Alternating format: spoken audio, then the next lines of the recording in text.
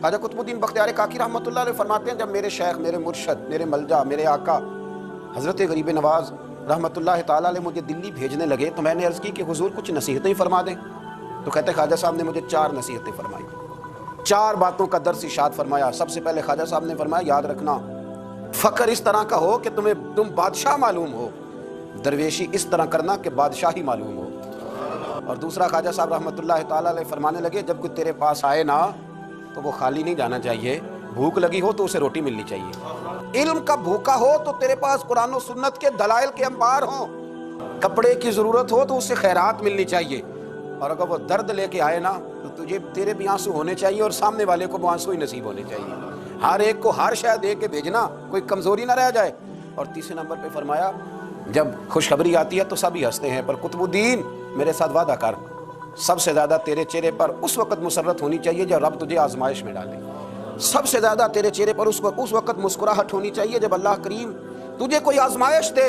خوشی میں تو ساری دنیا ہی ہنستی ہے، اس کی طرف سے آنے والی آزمائشوں کو اس کا تحفہ سمجھنا.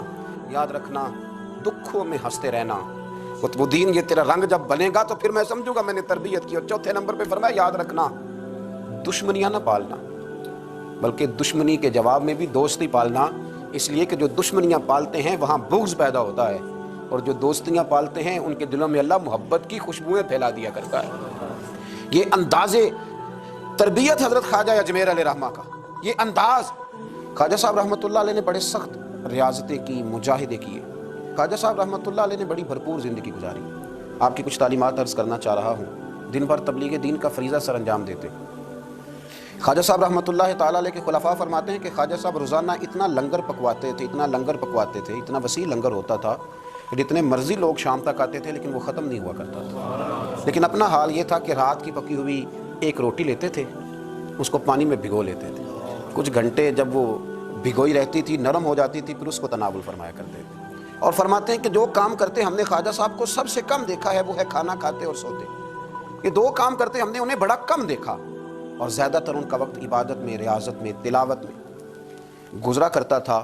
کئی دفعہ حضرت خواجہ اجمیر علیہ رحمہ پر وہ وقت بھی گزرا ہے کہ ایک دن میں 2 قرآن پاک ختم فرمایا کرتے تھے. ایک دن میں 2 قرآن پاک، ایک قرآن پاک صبح میں ختم ہوا، ایک قرآن پاک رات میں ختم کر دیا.